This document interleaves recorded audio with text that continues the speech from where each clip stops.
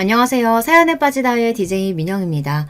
오늘도 두 가지 사연 준비되어 있으니 끝까지 함께 해주시고요. 구독과 좋아요 버튼도 눌러주세요. 그럼 오늘의 사연 함께 시작해 볼게요. 안녕하세요. 한남동에 사는 40대 여성입니다. 아기는 천수를 누린다는데 다 그렇지는 않은가 봐요. 못된 짓만 하던 시모가 죽었습니다. 제가 아버지에게 살려달라 빌었거든요. 꿈속에서 일어난 일이냐고요? 저도 몰라요. 하지만 정말 간절하게 빌었거든요. 그때는 진짜 사느냐 죽느냐 기로에 서 있었거든요. 사후세계가 있다면 시모는 미친 듯 괴로울 겁니다. 그렇게 갖고 싶던 모든 재산이 다 저의 명의가 되었거든요. 주변의 사람들이 늘 물어봅니다. 시모는 어떤 사람이었냐고요. 저는 아무 말도 없이 웃기만 했죠. 당한 이야기를 막상 하려 하니 입이 안 떨어지네요. 여기라도 시원하게 털어놓고 가면 좋을 것 같아 찾아왔어요. 저는 죽어서만 지옥에 간다고 생각했어요.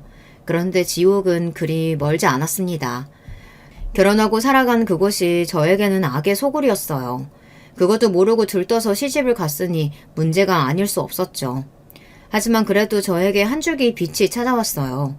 쉬운 말로 남의 눈에 눈물 빼면 자신은 피눈물을 흘릴 수밖에 없다는 겁니다. 내 인연, 우리 집에서 10원 한 장도 못 가져갈 줄 알아. 내가 너 말려 죽일 거다. 어머니, 아무것도 가져갈 마음 없어요. 그대로 나갈 테니 비켜주세요, 제발. 웃기지 마. 너 그대로 못 나가. 내 인생 망쳐놓고 편안하게 나간다고? 절대 안 돼!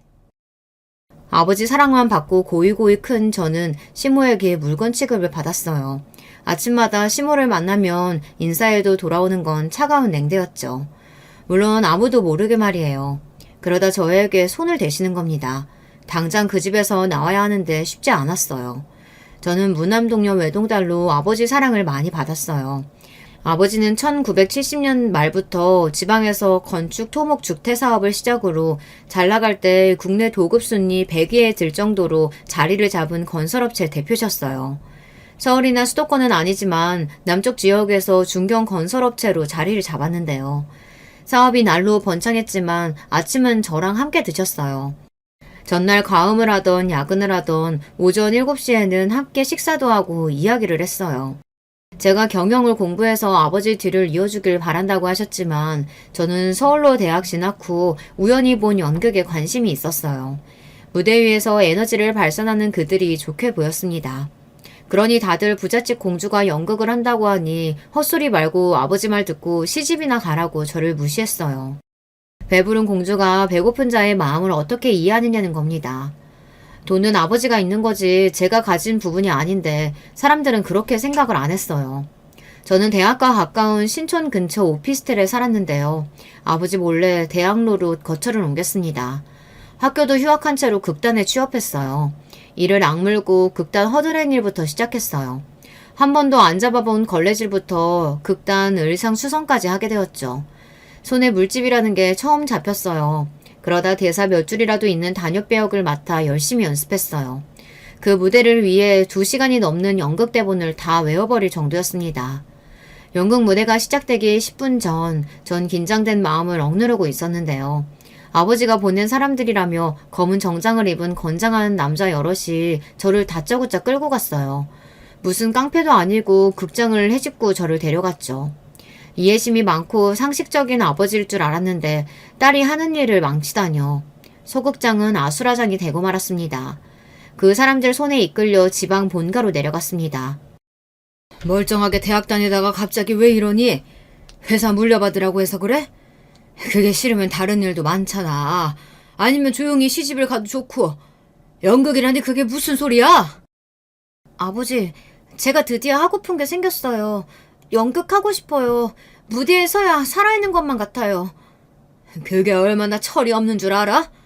사람들은 모두 널 부러워해. 아비가 번 돈으로 떵떵거리면서 편히 살 수 있는데 왜 힘든 길을 가려고 하니? 네가 세상을 잘 몰라서 그래. 연극으로 성공하느니 얼마나 힘든 줄 알아? 아버지가 번 돈 좋죠. 하지만 그건 온전히 제 인생이 아니에요. 아버지 기생충으로 살기 싫어요. 힘들어도 좋아요. 사람이 살면서 한 번쯤은 하고 싶은 일을 해야죠. 기생충이라니? 넌 내 소중한 딸이야. 너한테 좋은 세상 주라고 이렇게 돈 벌었다니까. 다들 아버지 재산 노리는데 저는 아니잖아요. 바로 아버지 딸이라서 그래요. 저도 스스로 성공하고 싶어요. 그러니 찾지 마세요. 아버지가 아무리 눈물로 흡수해도 저를 꺾을 순 없었어요. 저는 아버지 몰래 집을 빠져나와 극단에서 단역 배우부터 다시 하기 시작했어요. 아버지도 더 이상 말리지 못하고 멀리서 지켜봐 보시더라고요. 하지만 예전에 저에게 뭐든 하라며 용기를 주시던 아버지가 아니었어요.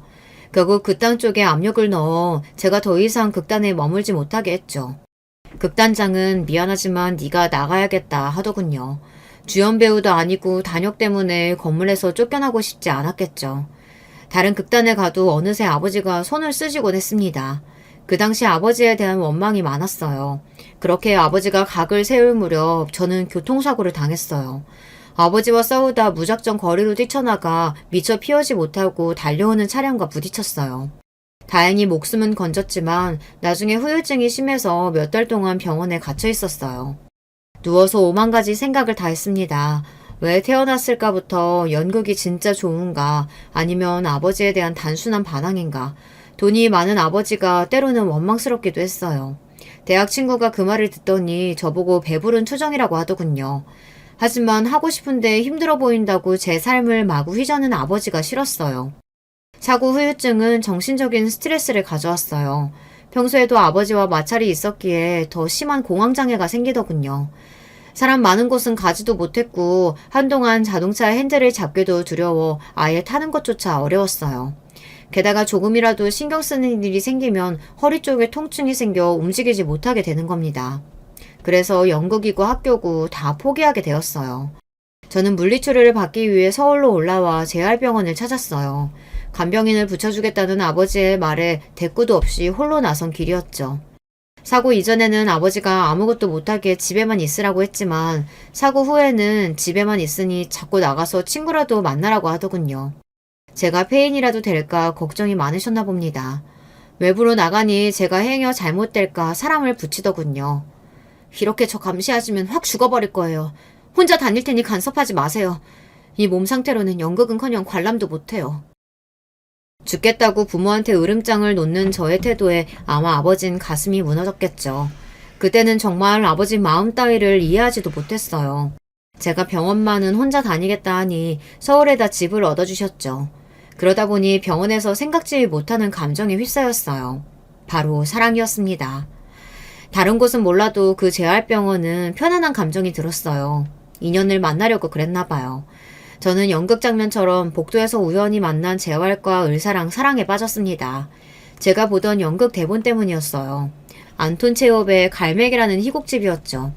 현대 연극사의 한 획을 그은 대작가의 책을 보다 남자를 만날 줄 아무도 몰랐겠죠. 이 연극에도 배우가 되고픈 주인공이 나오기도 해요. 그 대본을 보고 있으니 남편이 먼저 말을 걸었어요. 저도 갈매기 좋아해요. 대학 때 주인공 역할도 했었었는데. 진료 시간 기다릴 때 읽을 책은 아니지 않나? 비극적으로 끝나잖아요. 영국에서도 작가가 되고픈 남주가 엄마의 반대로 좌절하고 배우가 되고픈 여주와 사랑에 빠지지만 비극으로 끝나버리는 내용이에요. 하늘을 나는 갈매기처럼 주인공들도 사랑과 꿈을 향해 비상하지만 결국 총에 맞아 죽는 갈매기처럼 좌절된다는 이야기였죠. 그도 희곡 작가가 되는 것이 꿈이었대요. 저도 배우가 꿈이었으니까요. 공통점이 생기니 그대로 사랑에 빠졌어요. 레지던트 3년 차인 그가 저에게 새로운 희망이었어요. 우리 서로에게 공통점이 있었어요. 그 사람도 아버지 반대로 의사가 된 거였어요. 그래서 의사 면허만 따고 연극을 하자 했지만 그게 말처럼 쉽지 않았다며 저의 마음을 이해해주는 첫 번째 사람이었어요. 저는 아버지가 건설 현장에 있다고 했지 건설사 대표라는 말은 하지 않았어요. 이 사랑은 온전히 저만 바라봤으면 좋겠다 싶었어요. 아버지의 배경은 빼고 말이에요. 몇 번의 계절이 변하고 그는 전공의가 되자마자 결혼하자고 하더군요. 저도 그 당시에 몸이 많이 좋아진 상태였어요. 그 무렵 알게 된 사실 중 하나가 그 재활병원 원장이 남편의 아버지였다는 사실이었죠. 남편은 자기가 다 알아서 할 테니 저만 기다리면 된다고 했어요. 어떤 시련과 반대가 있어도 우린 결혼한다고 말했습니다. 그때까지 아버지 이야기를 안 한 것은 가난한 연극배우 지망생 타이틀이 저의 본 모습이라고 생각했거든요. 지금 생각하면 부끄럽기도 해요. 어리석은 반항이 너무 많았어요. 아버지의 재력을 누려놓고 말이에요. 소원대로 의사가 됐으니 결혼은 제 맘대로 할래요. 이건 꺾지 말아주세요. 남편은 저를 한남동의 고급 빌라 단지로 안내하고 자기 가족들 앞에서 저를 소개했습니다. 시부와 시모 그리고 시할머니, 고양이 한 마리가 저를 빤히 쳐다보고 있었어요. 마음대로 한다는 그 말이 제 가슴을 뻐근하게 만들었습니다. 다른 사람들은 남편을 이해하지 못해도 저는 그 마음이 충분하게 전달되거든요. 다이아몬드 수저라고 해서 하고픈 일을 다 하는 건 아니거든요. 그만큼 누리기 위해 포기하는 것이 있어요. 하지만 세상은 우리를 비웃겠죠. 그래도 우리는 포기하면 돈이라도 명예라도 얻게 되니까요. 그거 아세요? 사람들은 자기가 짊어진 십자가만 제일 무거운 줄 알거든요. 저희 부부도 그랬어요. 남편의 가족들은 아무 말도 못하고 한참이나 저희를 바라보았어요. 그때 시모가 벌떡 일어나면서 말했죠. 어머 재원아, 할머니 앞에서 무슨 소리니? 이 아가씨가 뭐하는 사람인 줄도 모르고 우리는 가족이 될 수 없다. 우린 아가씨를 가족으로 생각할 수 없어요. 어머니, 약속과 다르잖아요. 의사 되면 모든 걸 제 마음대로 할 수 있다고 했잖아요. 재원아, 할머니 앞이다. 목소리 낮춰. 네 엄마 말은 이 아가씨가 어떤 사람인지 모른다는 거잖니. 그러니 무턱대고 허락해줄 순 없지. 그렇게 분위기가 냉랭해졌습니다. 가야 하나 계속 서 있어야 하나 싶었지만 저는 이상한 객기가 생겼어요. 그 당시에 저랑 결혼하겠다며 아버지에게 연락이 많이 오는 상태였어요. 모두들 제 배경이 탐이나 그랬겠지만요. 안녕하세요. 저는 연극하다 사고가 나서 그만뒀어요. 그 사고로 병원에서 치료받다가 이 사람과 사귀게 되었고요. 어머니는 일찍 돌아가셨고 아버진 건설 현장에서 일하세요. 저는 대학도 중퇴했고요. 재원씨가 병원장 아들인 건 오늘 아침에 알았어요. 반대하시면 안 해요. 걱정 안 하셔도 돼요. 남편의 가족들은 연극이라는 단어에 움찔했어요. 5대 독자 아들이 서울대 의대 다니다가 갑자기 연극 연출하고 싶다고 하니 집안이 발칵 뒤집히고 시모는 자기 아들 을지를 꺾으려고 수면제 수십 알을 먹다 죽었다 살아났대요.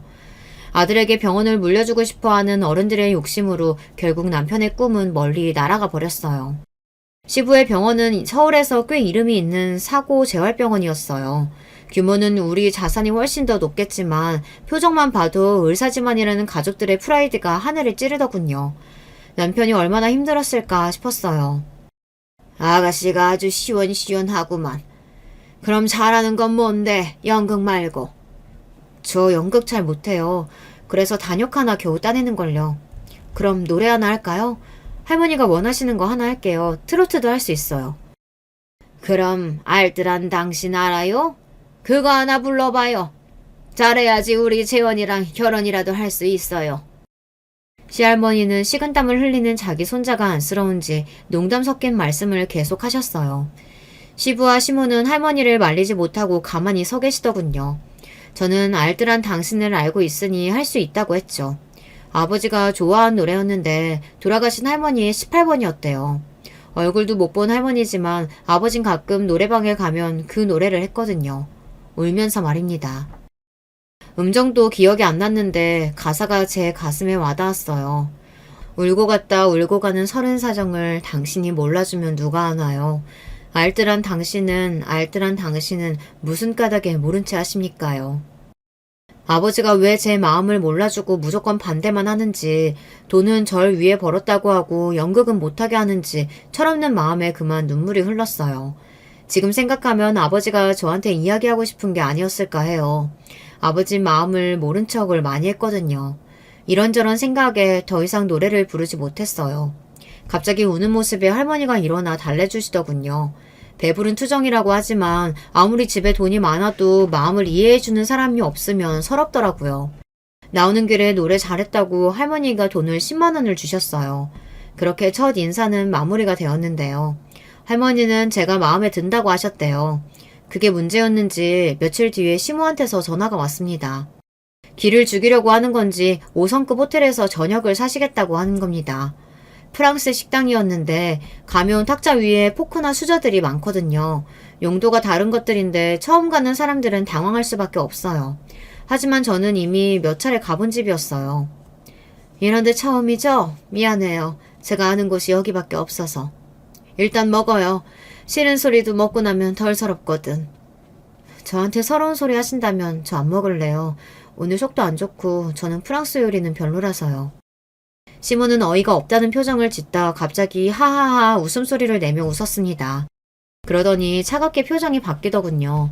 과거로 돌아가는 버튼이 있다면 이때로 돌아가 식당을 박차고 나왔어야 했어요. 전 몰랐죠. 시모가 사악하고 못된 여자란 걸 말이에요.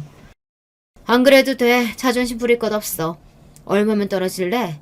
나 진짜 이런 말 안 하고 교양 찾으려고 했는데 얘가 아주 어른 무서운 줄 몰라. 그래서 없이 사는 것들은 질이 떨어지는 법이야. 말해. 얼마를 원해? 없이 살면 질이 떨어지는 건가요? 모르겠네요. 있어도 질이 떨어지는 사람이 많아서요. 제가 전에도 말했지만 결혼 안 해도 돼요. 제가 물러날게요. 그럼 가봐도 될까요? 이게 어디 어른이 말하는데 간다고 해? 그리고 네가 말로만 물러난다고 하면 어떡하니? 우리 재원인 너 없으면 죽어도 안 된다고 하는데. 순진아는 잘도 꼬셨더라. 남자는 얼마나 많이 만나본 거야. 연극 애들 물러나니까 남자 잘 알아서 그런가? 저기 사모님, 연극이 물러나다뇨. 무슨 근거가 있나요? 그리고 남자 많이 만나보면 잘 꼬실 수 있나요? 저는 어른들의 그 선입견이 싫어요. 재원 씨가 꼬신다고 넘어갈 남자도 아니고 제발 좀 그러지 마세요. 저는 벌떡 일어나 가려는데 물잔이 날아오더군요. 저는 3류 드라마의 여자 주인공이 된 그분이었어요. 그때 알 수 없는 오기가 생기더군요.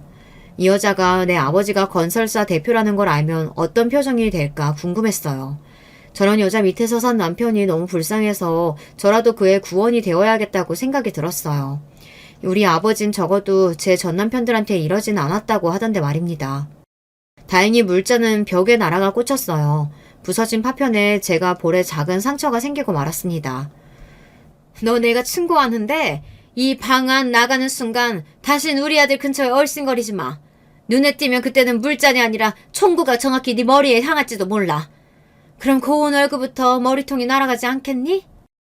제가 지금이었으면 결혼 안 했을 거예요. 할 말 못할 말이 있는 거지 그건 진짜 아니잖아요. 하지만 그때는 쓸데없이 이해심이 많아서 넘어갔어요. 남편에 대한 삐뚤어진 사랑 때문에 저러는구나 싶은 마음이 들기도 했어요.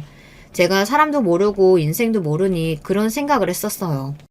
길이 아니면 가지 말아야 하는데 말이죠.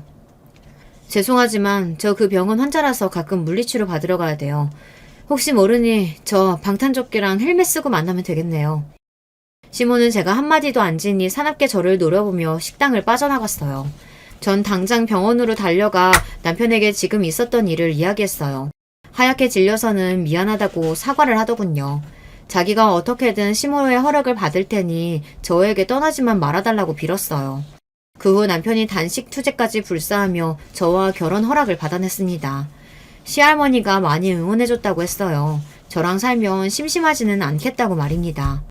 저는 아버지 회사로 갔습니다. 그동안 집을 나와 원룸에서 생활하고 있던 저는 아버지에게 결혼하겠다고 말했어요. 아버지는 이미 제가 누굴 만나는지 알고 있던 모양이었어요. 의사에다가 병원장 아들이니 허락하겠지 싶었는데 말입니다. 안 돼. 그 남자랑 결혼 못해. 시할머니랑 시부 시모까지 있어. 외아들인데 너 보고 시댁에 들어가 살라면 어떡하니? 차라리 연극을 다시 하든지 시집살이 하는 꼴은 절대 못 본다. 넌 진짜 내 마음을 모르겠니? 연극보다 시집살이가 더 어렵다는 걸 그때 알 턱이 없던 저는 반대하시니 무조건 그와 결혼하겠다고 나섰습니다. 철없는 딸의 청개구리 같은 짓에 아버지 속이 많이 상하셨을 거예요. 결국 제 고집을 꺾지 못하고 결혼하라 하셨죠. 대신 신혼집은 아버지가 얻어주신다고 했어요. 시집살이 하는 꼴은 못 본다고 말이에요. 그것도 병원장 시부에게 단독으로 전화하셨대요. 아마 가난한 여자애가 건설사 대표 딸이란 걸 알았으니 반응이 달라질 것 같았어요. 특히 잘난 척하며 재수없게 말하던 시모가 궁금하긴 했어요. 아니나 다를까 시모는 저를 당장 만나겠답니다. 저는 지방에 있는 우리 집으로 오시라고 했어요. 얼마나 급했으면 비행기까지 타고 오셨다고 해요. 시모의 집보다 더 으리으리하고 웅장한 모습에 놀랬겠죠. 시댁은 도우미 아줌마 한 분만 계시지만 저희는 아예 단독주택으로 고용인만 10명이거든요. 미안해요. 우린 그것도 모르고 어쩐지 고운 얼굴이 좋은 집안 자제인 것 같던데 제가 그날 했던 언행은 잊어주세요. 정말 미안해요. 사모님 말 놓으세요. 제가 한참 아랜데 그리고 무릎 안 꿇으셔도 돼요. 얼른 일어나세요. 고용인들 봅니다. 명색이 시모 되실 분인데 저한테 왜 무릎을 꿇으세요? 시모는 오자마자 저한테 무릎을 꿇었습니다. 일어나시라고 해도 죽어도 안 일어났어요. 제가 모든 걸 용서한다고 말할 때까지요. 시모는 눈물까지 글썽거렸죠. 난 간호사였어요. 사별한 재원이 아빠 후처예요. 생각해보세요. 저는 재원이 하나만 바라보고 살았는데 갑자기 나 같은 며느리가 온다고 하니 앞이 깜깜했어요. 우리 재원이한테 힘이 돼줄 아가씨인 줄도 모르고 말이야. 연극배우가 되면 남의 삶을 대신 사는 거잖아요. 뜻 쓸데없이 제가 감정이입을 했어요. 그 말을 들으니 납득이 가는 겁니다. 다른 사람은 몰라도 시모한테는 경계심을 풀어선 안 되는 건데 말이에요. 간호조무사가 병원장 5대 독자를 낳아 팔자를 고쳤다는 말을 많이 들었다고 해요. 그래서 며느리는 좋은 집안의 여자를 드리고 싶었대요. 제가 좋은 집안 딸은 맞나요? 아버지가 성공하셨지만 저는 아니에요. 연극도 실패했어요. 그게 성공이죠. 그런 아버지 만나기 쉽겠어요? 딸에 대한 마음이 지극하시던데요. 그런 사랑 받는 게 성공이에요. 아픈 건 나도 간호사라서 도와줄게. 알겠죠? 그러면서 제 손을 잡아줬어요. 문제는 오히려 남편이었어요. 제가 자기를 속였다고 한동안 말을 안 하더라고요. 그걸 말했으면 훨씬 결혼이 쉽잖아 이러는 거예요. 아버지가 싫다고 길길이 날뛴 걸 모르고 말이죠. 아무튼 저희는 결혼하고 신혼생활을 시작했습니다. 아버지는 한남동 근처 옥수동에 큰 아파트를 사주셨죠. 한 집에 다 같이 사는 건 아니라고 사위한테 단단히 이르기까지 했어요. 그때는 시댁에 가면 시모가 버선발로 달려나왔습니다. 생선 4일까지 발라서 저한테 주시곤 했어요. 저도 시모를 불러서 명품관에서 가방도 사드리고 골프 회원권도 드렸더니 너무 좋아했어요. 그렇게 사랑만 받고 살았으면 좋았을까요? 무슨 이유인지 저는 임신이 어려웠습니다. 시모나 시할머니가 본격적으로 눈치를 주지 않으셨지만 신경이 쓰이긴 했습니다. 문제는 임신만이 아니었어요. 저의 결혼 이후부터 아버지 사업이 힘들어졌어요. 경기가 좋지도 않았고 새로 지은 오피스텔 단지의 분양도 다 채우지 못했습니다. 여러모로 고심해서 그런지 수척해지셨고요. 저는 제 임신만 안 되는 게 화가 나서 아버지를 돌봐드리지 못했어요. 연극도 실패하고 엄마가 되지도 못하는 상황이 속상했습니다. 점점 시댁에 가는 것도 두려워졌어요. 수년이 흘러도 아이가 없는 며느리가 마냥 좋지는 않겠죠. 손이 귀한 집이라고 그러는데 말입니다. 괜찮다. 기다리고 있을게. 마음 편히 먹으렴. 아이는 하늘에서 주시는 거잖아. 너희들 몸에 이상 없다고 하는데 기다려보자. 응? 할머니, 송구해요. 결혼하면 누구나 아이를 갖는 줄 알았거든요. 그런데 이게 쉽지 않네요. 아니다. 난 재원이가 마음 잡고 병원 잘 다니게 된 것이 다 네 덕분이라고 생각해. 괜찮은 짝 만나기가 어디 쉽니? 난 네가 부잣집 딸이라서 좋은 게 아니야. 재원이가 너랑 있으면 행복하니 그래서 좋은 거지. 이렇게 말씀은 하셔도 성당이든 집이든 아기 기원 묵주 기도를 드린다고 하시는 말에 며칠간 밥맛도 없었어요. 그러던 중 회사 비서에게서 뜻밖의 말을 들었습니다. 아버지가 갑자기 발생한 가슴 통증으로 서울 종합병원에 입원하셨다는 겁니다. 저는 황급히 아빠가 계신 병원으로 달려갔습니다. 아버지, 이렇게 아픈데 왜 나한테 말을 안 해요? 도대체 왜요? 설마 나만 남기고 가는 건 아니죠? 왜 왔어? 요새 난임으로 병원 다니느라 힘들지? 너희 엄마도 너 어렵게 가졌어. 그걸 닮았는지 아버지가 그것 때문에 고민이다. 어쩌냐, 응? 그러니까요. 손주 볼 때까지 건강해지세요. 제발요. 아버지 없으면 저 고아예요. 저 두고 가시면 안 돼요? 너는 남편도 있는데 무슨 고아야. 시부도 있고 시할머니도 정정하시던데. 이제 그분들이 가족이잖아. 아버지 없으면 다 의미 없어요. 그동안 몰랐는데 아빠 덕분에 지금까지 잘 살아온 거였어요. 감사해요. 그러니까 오래오래 제 옆에 계세요. 미안하다. 이제 보면 너 연극하라고 둘 걸 그랬어. 괜히 시집 보냈어. 아버지가 눈이나 감겠나 싶다. 강가에 내놓은 애 같아서. 우리 딸 어쩌냐? 왜 이렇게 걱정이 되지? 아버지는 협심증이라는 진단을 받았는데요. 심장에 혈액을 공급하는 혈관인 관상동맥이 동맥 경화증으로 좁아져서 생기는 질환으로 운동 부족이나 스트레스, 흡연 등으로도 문제가 될 수 있다고 의사가 말했어요. 저는 아버지가 걱정되어 한숨도 못 잤습니다. 그래서 당장 친정으로 함께 내려가서 아버지 건강을 돌보았는데요. 지방이라 남편과 떨어져 있지만 어쩔 도리가 없었어요. 몇 주가 지나자 시모가 방문하겠다며 연락이 왔어요. 아버지 드시라고 반찬을 가지고 오셨더라고요. 아가, 내가 걱정으로 요새 잠을 못 잤어. 아버지는 몸이 어떠시니? 네, 많이 좋아지셨어요. 그렇다고 반찬을 해오셨어요? 감사해요, 어머니. 그나저나 회사가 많이 어렵다며? 괜찮은 거야? 부도 처리될까? 그건 제가 잘 몰라요. 관심이 없어서요. 임원들이 잘 처리한다고 하긴 하는데. 너는 왜 그렇게 무책임하니? 회사 지분도 있는 애가 넋놓고 있으면 어떡해? 회사 지분 그렇게 많지 않아요. 아버지랑 다른 분들도 합심해서 세운 회사라. 뭐? 고명딸인데 말도 안 돼. 그리고 그런 일은 미리 말했어야지. 외동딸이라서 다 물려받을 것처럼 해놓고 뭐야? 지분이 없다는 말에 시모의 목소리가 살짝 변하긴 하셨어요. 그러면서도 집을 둘러보면 이 집은 100억은 되겠는데 하면서 혼잣말을 하는 겁니다. 아버지 재산을 보고 저한테 다정하게 구셨으니 그럴만도 하겠죠. 아버지가 아파서 온 사람치고는 노골적이었어요. 한참을 심드렁하게 있다가 시모는 돌아갔어요. 아버지의 건설사는 근래 지은 주상복합이나 오피스텔 건설 사업에서 성과가 좋지 못했던 적이 주요 원인으로 작용했어요. 법정 회생 관리를 신청하다고 하던데 법원이 기각하면 파산 선고를 해야 된다고 했어요. 채무액이 1,500억 이상이라고 했습니다. 다행히 법정 관리로 1년 정도 버티는가 싶었지만 회사가 부도가 났습니다. 아버진 그 충격으로 돌아가셨습니다. 대표실에서 급성 심근경색으로 가슴을 움켜쥐고 돌아가셨어요. 장례식을 치르는 도중 저는 몇 번 혼절했어요. 이 세상에 아버지 말고 저만 남겨진 기분이었어요.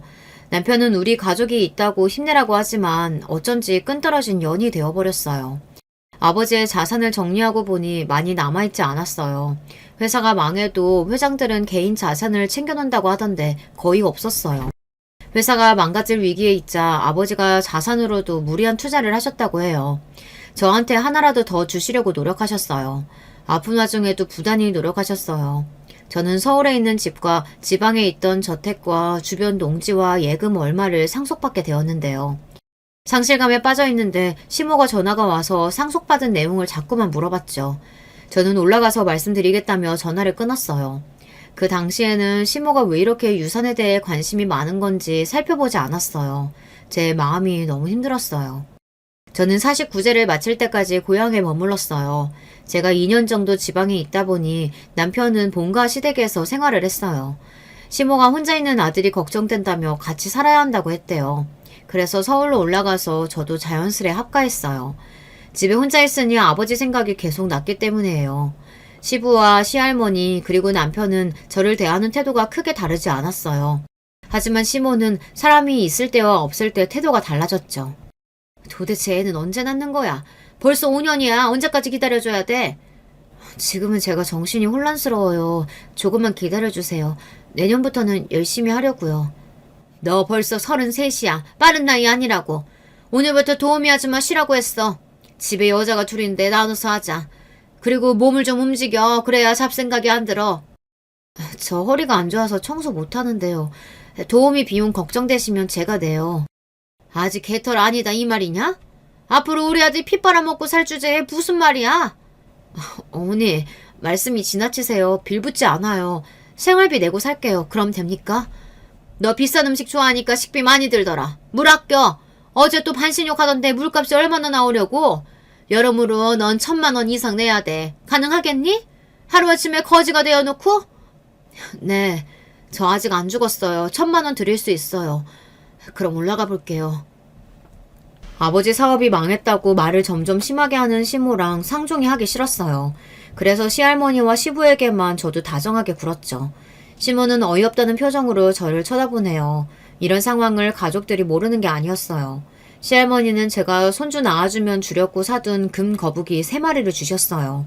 아버지 없는 빈자리 허전해하지 말라고 하시며 힘내라고 하셨습니다. 아마 시모가 돈 어쩌고 하는 이야기를 들으신 모양이에요. 한 마리당 100돈인데 3마리는 금액이 상당하더라고요. 제가 금 거북이를 만지작거리고 있는데 그걸 보는 시모의 표정이 가관이었습니다. 마치 자기 건데 제가 훔쳐가는 걸 보는 모습이었어요. 게다가 시모가 도우미 아줌마를 해고시킨 걸 아는 시부가 화를 냈습니다. 시부에게 시모가 도우미를 해고했지만 제가 허리가 아파서 일할 사람을 제 돈으로 고용했다고 했죠. 시부는 노발대발 난리가 났습니다. 제 허리가 안 좋은데 무리해서 일을 시킨다고요. 이 사람이 미쳤나? 아직 마음도 몸도 아픈 애를 데리고 뭐 하는 거야? 일도 해본 사람이 하는 거야. 당장 도우미 아줌마 오라고 해. 당신도 며느리 편이에요? 우리가 그 애 거두어서 득보는 게 있어야 될 거 아니야. 도우미 비용 얼마나 한다고 이러는 거야? 척추 재활병원장 며느리가 집안일 하다가 허리 삐끗하면 아주 좋겠다. 환자한테 일 시키는 의사가 어딨어? 생각 좀 해. 다행히 시부가 제 편을 들어주셔서 도우미 아줌마 문제가 해결되었습니다. 입주 도우미가 아니었기에 저녁은 차려야 하거든요. 어려운 건 아니고 도우미 아줌마가 다 만들어 놓은 반찬 세팅이었어요. 그래도 허리가 아플 때는 힘이 들긴 해요. 남편도 저를 위한다고 병원에서 퇴근하자마자 식사 준비를 돕는다고 하니 시모의 심기가 불편하긴 했겠죠. 그래서 새로운 방법으로 저를 자극하기 시작했어요. 물론 잘 통하진 않았지만요. 이윽고 시모는 저를 시댁에서 쫓아내기로 마음을 먹었나 봅니다. 성당에서 만났다며 종합병원 원장 사모를 데리고 왔어요. 제 앞에서 두 여자의 말이 어이가 없더라고요. 어머, 사모님한테도 따님이 있군요. 저도 아들이 있는데 말이에요. 이런 우연이 있나. 진작 만났으면 얼마나 좋았을까. 결혼은 끼리끼리 하는 거에 좋아요. 나도 우리 딸 원하는 결혼 시켰는데 파토 났어요. 역시 결혼은 비슷한 집안끼리 하는 게 맞나 봐요. 우리 딸도 내과 전문이거든요. 하긴 요즘은 여성 능력 시대잖아요. 집에서 놀고 먹는 것보다 얼마나 좋아요? 하긴 연극 같은 거 했으니 구할 직장이 없겠죠. 돈이라도 있는 줄 알았는데 완벽한 개털이더라고요. 게다가 손주도 보고 싶은데 제 뜻대로 되는 일이 하나도 없어요. 할 수 있다면 며느리 싹 바꾸고 싶은데 말이에요. 그럼 바꿔. 사람 하고픈 대로 하고 살아야지 아님 병나요. 그렇죠? 우리 아들도 의사 만나면 마음 바뀔지 몰라요. 다음엔 따님도 데려오세요. 미인이라고 하던데요. 거실에서 저 들으라고 큰 소리로 떠들고 있는 시모 앞으로 도자기 잔을 사뿐히 내려놓았습니다. 예전에 친정에서 보내준 우전이에요. 찻잎 따서 고용인들이 말려놓은 거라 믿고 드셔도 돼요. 녹차가 머리를 맑게 한다고 하잖아요. 머리가 맑아야 좋은 생각, 좋은 말이 나오니까요. 지금 어머니처럼 정신이 오락가락 할 때는 마시는 게 좋다고 해요. 시모의 강한 레이저 눈빛이 느껴졌습니다. 그러거나 말거나 저는 목례를 하고 물러났죠. 그런 말이 저를 자극한 거라고 생각한 자체가 우습기도 했어요. 저는 표정 하나 변함없이 2층으로 유유히 올라갔습니다. 시모는 이제 저는 별 볼 일 없다고 여기는 거겠죠. 다시 일어나고 싶긴 했어요. 시모 코를 납작하게 만들고 싶었지만 로또가 12번 되지 않는 이상 어렵잖아요. 회사를 다시 살리겠다며 예전에 회사 간부들이 건설사를 작게 만드는데 저보고 투자하라고 했거든요. 그래서 아버지 예금과 집을 처분해서 적은 금액이지만 투자했어요. 남편도 돈은 자기가 버니까 하고픈 대로 하라고 하더라고요. 그 사모는 나중에 자기 딸을 데려왔어요. 저보다 몇 살 아래인데 조용한 편이었죠. 그래도 내 남편을 보는 눈빛이 묘하게 거슬렸어요. 나중에는 가족 식사하는 자리에 끼어서 밥을 먹는 당돌함이 있더라고요. 시모가 뭐라고 했는지는 알 수가 없지만요. 남편이 그날 저녁 시모에게 따끔하게 한마디 했어요. 엄마 미쳤어요? 아니 여자를 데리고 오면 제가 그러면 뭐 이혼하겠습니다 할 줄 알아요? 안 되겠어요. 할머니한테 죄송하지만 아내 데리고 나갈게요. 누구한테 무슨 말을 듣고 이래? 내가 아무리 그래도 있는 며느리 내치고 새 며느리 들일까봐? 아버지 병원 통합하는 문제도 있고 알아두면 나쁘지 않은 집안이잖아. 엄마가 다신 안 그럴게. 분간은 참아라. 할머니 요새 경도침에 있으셔. 가끔 네 아내 찾으신다. 할머니가 가끔 정신을 놓는 상황이 발생하기 시작했어요. 여기가 어디니, 넌 누구니 이러시다가 정신이 돌아오시기도 했어요. 그래서 분가가 어려워지긴 했는데요.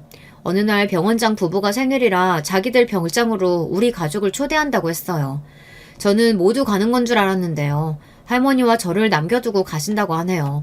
시할머니가 불안정해서 혹시 실수라도 하면 안 된다는 겁니다.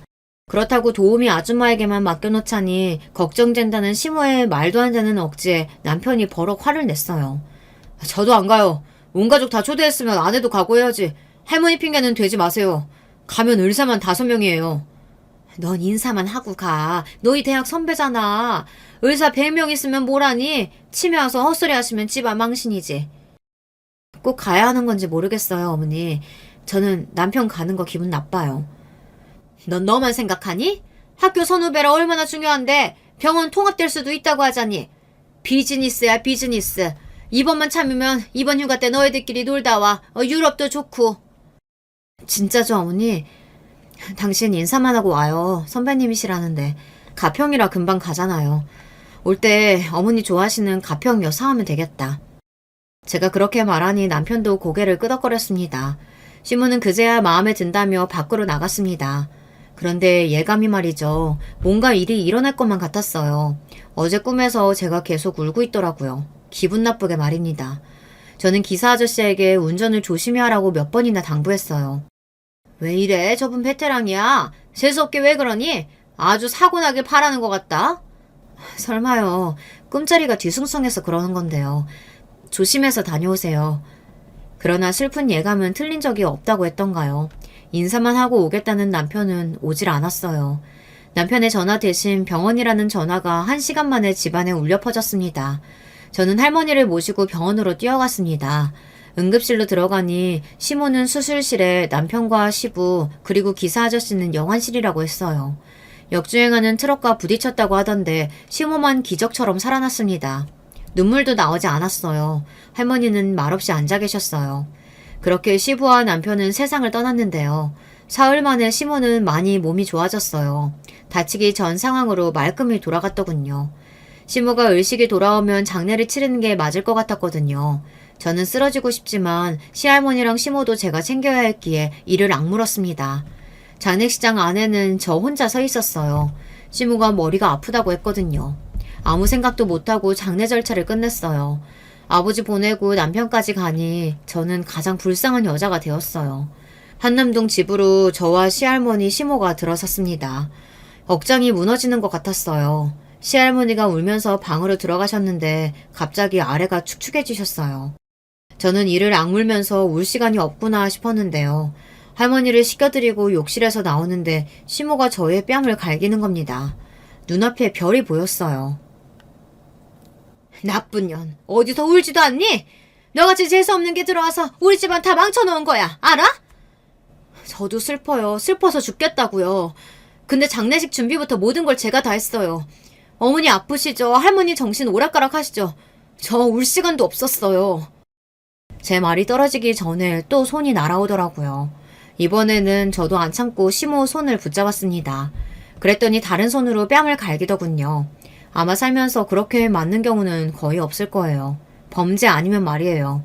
저는 시모를 힘껏 밀쳤습니다. 그랬더니 휘청거리더니 바닥에 주저앉더군요. 당신만 괴로워요? 그러니까 누가 거기 데려가래요? 내 남편 살려내요. 내 남편 살려내라고. 그랬더니 시모는 다시 일어나 제 얼굴을 주먹으로 치는 겁니다. 애당초 너 같은 재수없는 거 들이지 않았으면 아무 일도 없지. 내가 미쳤다고 정 원장 부부랑 친하게 지내? 너같이 망한 집구석에 내치려고 그랬다. 왜? 망하긴 누가 망해? 회사가 망한 거지 내가 망한 거냐고. 저도 시모의 뺨을 갈겨버렸습니다. 그러자 시할머니가 놀라서 소리를 지르며 나오더군요. 싸우면 돈 안 준다. 이 말에 시모가 자기 방으로 들어가더군요. 저는 그날 시할머니를 안고 얼마나 울었는지요. 다음날 시모가 저에게 사과하더군요. 자기가 너무 슬퍼서 그랬으니 이해하라고. 저는 그날 이후 시모와 한마디 대화도 하지 않았습니다. 시할머니를 어떻게 해야 할지 고민만 했어요. 해결만 된다면 이곳을 나갈 수 있으니까요. 시할머니는 아들과 손자가 아무리 기다려도 안 온다며 우는 날도 잦아지고 밥도 잘 안 드셔서 상태가 심각해지셨어요.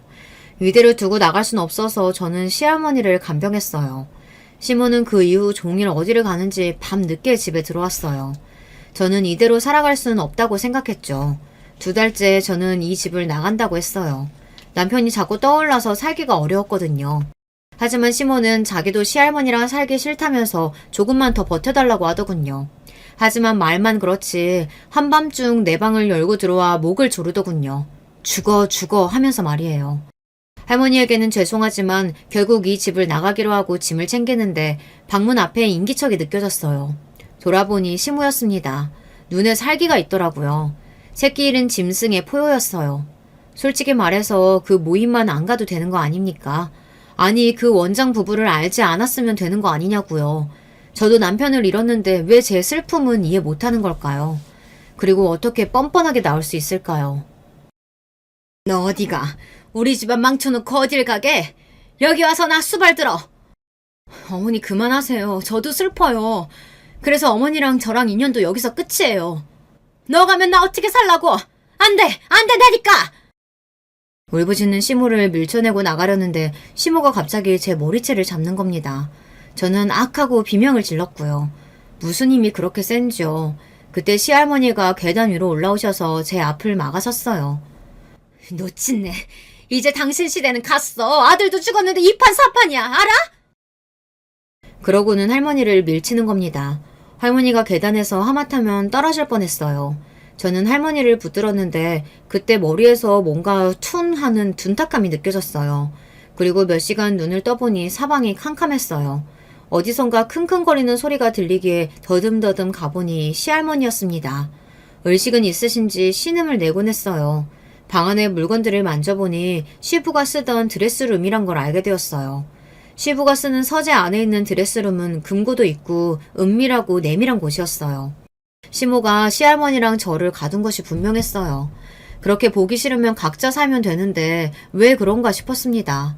생각해보니 재산이었어요. 시부는 얼마 전 병원을 남편 명의로 바꾸었어요. 장성한 자녀가 사망했는데 아직 자녀가 없다면 부모에게 상속이 갈 수 있거든요. 물론 저한테도 병원이 상속될 수 있는 부분이겠죠. 게다가 시할머니는 재산이 많았는데 돌아가시면 일단은 시모와 저에게 상속이 되는 겁니다. 시모는 저만 없다면 모든 재산을 가질 수 있겠죠. 어머니, 저 재산 포기해요. 그러니 풀어주세요.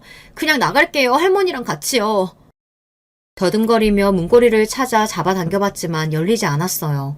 제가 문을 두드려도 아무 반응이 없었습니다.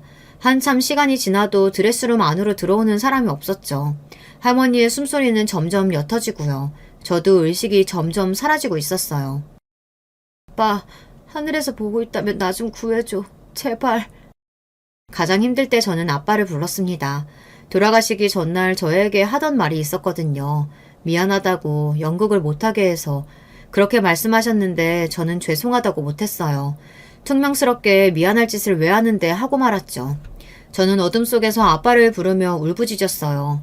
그러다 잠이 들었는지 의식이 흐릿해졌는데 꿈속에서 아빠가 나타나시는 겁니다. 담배를 멋있게 피우는 모습이었어요. 그리고 내가 처리했다 이러시는 겁니다. 그 말이 생생했는지 잠에서 깨어났어요. 그때 갑자기 라이터가 생각났어요. 시부도 담배를 피우시길래 드레스룸에 아직 다 태우지 못한 양복들 주머니를 뒤져보기로 했어요. 주머니에 라이터가 있을 수도 있거든요. 어둠 속이니 벽에 부딪히고 옷걸이에 걸리기도 했어요. 그러다 발견한 작은 라이터는 저희의 생명이나 다름없었죠. 라이터를 작동해보니 머리에 피가 흐르는 할머니가 어렴풋이 보이는 겁니다. 저는 화재 경보기를 울려 경비라도 올라왔으면 좋겠다고 생각했어요. 불을 낼 수는 없으니 경보기 바로 아래에서 제 머리카락을 태우기로 했어요. 캐리어 몇 개를 쌓아서 천장으로 올라갔어요. 머리카락 한 움큼을 뜯어 불을 붙여 연기가 나게 하니 바로 삑 하면서 경보가 울렸고 스프링쿨러가 터졌습니다. 경비와 소방대원이 출동해 시할머니와 저를 구해냈어요. 그런데 밖으로 나와보니 시모는 자기 방에서 주검이 되어버린 거 있죠. 아버지와 같은 급성 심근경색이었어요. 혼자 방 안을 대굴대굴 굴렀는지 주변은 난장판이 되어 있었어요. 심장에 칼을 박은 고통이라고 하던데 그렇게 쓸쓸하게 죽어갔어요. 시할머니는 조금만 더 늦었어도 위험했는데 점점 좋아지셨어요. 저는 그때부터 시할머니와 함께 살았고 시모와 사건이 있던 후 그 다음 해에 제 품에서 돌아가셨습니다. 장례식을 다 마치고 난 뒤 집안 변호사가 와서 남편 집안의 모든 재산이 저한테 상속된다고 하더군요. 게다가 시할머니가 시모의 사건 이전부터 자기 재산을 저한테 넘긴다는 유언을 남기셨대요. 그걸 어떻게 알았던 시모가 갑자기 폭주를 시작했던 걸까요? 저는 시모가 늘 갖고 싶어 하던 재산 모두를 갖게 되었어요. 그 재산 때문에 후처가 되었다고 하던데 얼마나 아까울까요? 그러나 저와 시할머니를 죽이려고 한 시모가 용서되지 않았어요. 시모는 결국 가족묘에 묻히지 못하고 무연고자 묘지에 유골이 뿌려졌어요. 얼마나 못됐으면 인계할 가족 하나 나서지 않았어요. 생각해보면 우리 인생은 죽느냐 사느냐 그것이 문제가 맞아요. 저희 아버지를 필두로 남편이 시모, 시부, 시할머니 죽은 이야기를 하면 아무도 믿지 않더라고요. 하지만 어쩌겠어요. 그 와중에 살아남은 건 저뿐인데요. 그 후 몇 년 더 있다가 지금의 남편을 만났고 아이도 갖게 되었어요. 지금은 전 남편의 오란 바람으로 극단을 운영하고 있어요. 연극 연출 공부도 더해서 좋은 작품을 올려보려고요. 재산이야 많으니까요. 얼마 전 아버지와 전 남편이 꿈에 나타났어요. 아버지는 인자하게 웃으며 좋은 집으로 들어가셨고 전 남편은 배를 타고 멀리 가면서 저한테 손을 흔들었어요. 그 사람 뒤에 갈매기가 날아가는데 한 마리뿐이었어요. 쓸쓸해 보였지만 슬프지는 않았어요. 두 사람 모두 좋은 곳으로 갔다는 의미 같아서 전 마음이 편해졌어요. 남편과 상의해서 전 남편 가족묘를 돌보고 있어요. 이렇게 제 이야기는 끝이 났습니다. 길게만 느껴지는 터널 속에서 헤쳐나온 느낌이에요. 그래도 나을 수 있다는 희망을 포기하지 않은 것이 중요하겠죠. 지금까지 제 이야기 들어주셔서 감사해요. 안녕하세요. 인생 참 오래 살고 볼 일인 것 같아요. 제가 스마트폰을 쓰는 것도 신기하고 우스운데 유튜브에다가 사연까지 보내보네요. 당장 10년 전에 저에게 현재 제가 이러고 살 거라고 말을 해주면 저는 절대 안 믿었을 거예요. 농담이 지나치다고 했을 것 같네요. 소소한 제 이야기를 풀어보아도 괜찮을까요? 저는 남편하고 100년 가약을 맺은 뒤 자식을 셋 보았습니다. 첫째, 둘째는 딸, 셋째는 아들이요. 남들이 그러더라고요. 저보고 아들 낳으려고 앞에 딸을 둘 낳았냐고 그랬어요. 아이고, 그런 소리 들을 때마다 어찌나 속에서 짜증이 올라오던지요. 저는 아들 보려고 작정한 적이 없었어요. 그러니 억울했죠. 성별을 염두에 두지 않고 그냥 자식들을 낳다 보니까 셋째에서 끊겼던 거예요. 그래서 딸이고 아들이고 성별로 인한 차별을 하지 않고 키웠습니다. 사실은 의식적으로 더 그렇게 했었네요. 왜냐고요? 제가 바로 자라면서 딸이랍시고 아들하고 집에서 차별당한 자식이었거든요. 친정 부모님이 얼마나 원망스러웠는지 모릅니다. 많이 서러웠어요. 이런 제 마음을 알고 있었기에 남편도 저와 손발을 잘 맞춰줬어요. 저희는 제법 쿵짝이 잘 맞는 부부였던 듯 싶네요. 자식이 셋 되는데 만약 둘이서 가치관이 다르고 교육관이 달랐다면 부딪히는 일도 많았을 거예요. 어느 한쪽이 무관심하게 굴면 그건 또 가정이 경직되는 것이고요. 그러나 이런 점에서 저희 부부는 아주 잘 맞았기에 별다른 문제 하나 없이 세월을 보낼 수 있었답니다. 결혼해서 아이를 낳았으면 자식 농사를 잘 짓는 게 최고의 소명이라고 여기는 것도 똑같았기에 애들 엇나가지 않게 사춘기 시절에 잘 다독이면서 공부를 열심히 시켰어요. 그렇게 마침내 저희 부부는 소기의 목표를 달성하였습니다. 마지막 셋째까지 좋은 대학에 보내놓은 거예요. 날아갈 듯이 기뻤네요. 주책이지만 동네방네 자랑을 했었어요. 그때 부녀 회장님이 저를 보면서 하셨던 말씀이 생각나네요. 유진이 엄마! 유진이하고 유미에 의해서 이번에는 유신이까지 어떻게 삼남매를 다 좋은 대학에 탁 보내놨대? 어? 솔직한 말로 부러워 죽겠구만. 크게 사고치는 법 없이 셋 다 똘망똘망하게 잘 자라주었어. 이제 유진이 엄마는 더 바랄 것도 없지? 이제 앞으로 남편하고 둘이서 잘 키워놓은 자식들이 효도하는 것만 받아먹으면서 살아도 될 것 아니야. 저는 아니랍시고 손사래를 쳤지만 이미 찢어질 듯 위로 치켜 올라가는 입꼬리를 제가 숨길래야 숨길 수가 없었던 것 같아요. 제가 표정 관리를 하지 못하고 너무 기뻐하자 부녀 회장님을 비롯한 동네 아주머니들이 저를 이해한다는 기색으로 부러움의 눈길들을 주었더랬죠. 너무 뿌듯했고 너무 좋았어요. 자식들 잘 되는 것만큼 부모로서 좋은 일이 어디 있겠나요. 겉으로는 괜히 아닌 척 겸손을 떨어보았지만 속으로는 부녀 회장님 말씀처럼 저는 남편과 이제 호강할 앞날만을 그리고 있었습니다. 벌어질 앞날을 꿈에도 모른 채로 말이죠. 동네 사람들과 회동한 자리에서 부러움의 시선을 한 몸에 받았던 그날로부터 불과 2달은 지났었을까요? 남편이 아프기 시작했습니다. 처음에는 별로 대수롭지 않게 생각했어요. 그러나 결코 대수롭게 넘길 일이 아니었고 결국 암으로 밝혀졌어요. 몇 주가 지나고 병원 측에서는 슬슬 저희에게 마음의 준비를 어느 정도는 하고 계시는 게 낫겠다고 말을 하더군요. 머리로는 남편이 가망이 없다는 걸 알고 있었으나 가슴으로는 그게 받아들여지지가 않았어요. 미칠 노릇이었죠. 어떻게 보낸답니까? 안 될 일이었어요. 하지만 자식들이 너무 동요하고 괴로워할까봐 제가 이런 심정을 다 내비치지 않고 숨겼습니다. 제가 어느 정도 의연해야 자식들이 덜 힘들어할 것 같았죠. 부창부수라고 하던가요? 남편도 저와 비슷한 생각을 가지고 있었던 듯 싶어요. 자기 곁에 꼭 붙어있는 자식들을 향해 결코 나약한 모습을 보여주지 않았죠. 사실상 끝을 준비하시라는 의료진의 말을 들었음에도, 아니 그 이후로 더 남편은 멋진 아빠의 모습을 고수했습니다. 아주 꿋꿋했어요. 남편이 마지막 길을 걷고 있다는 소식에 오만 친척들이 다 왔었죠.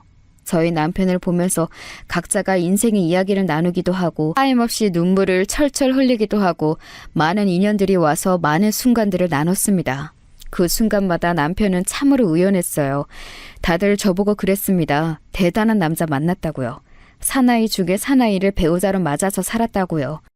오랜만에 보는 것이었던 남편의 육촌 형 되는 이가 병원에 왔다가 저를 보고 이랬었습니다. 후회 없이 인생을 살다가 떠나는 사람의 참모습을 자기가 오늘 봤다고요. 아니요, 그건 모두가 알지 못하고 하는 소리였습니다. 남편은 자신을 찾아온 모든 이들에게 그리고 자식들에게 강인한 모습을 놓지 않고 보였으나 그것은 어디까지나 그런 척이었어요. 열심히 달려온 대가가 이것이라니.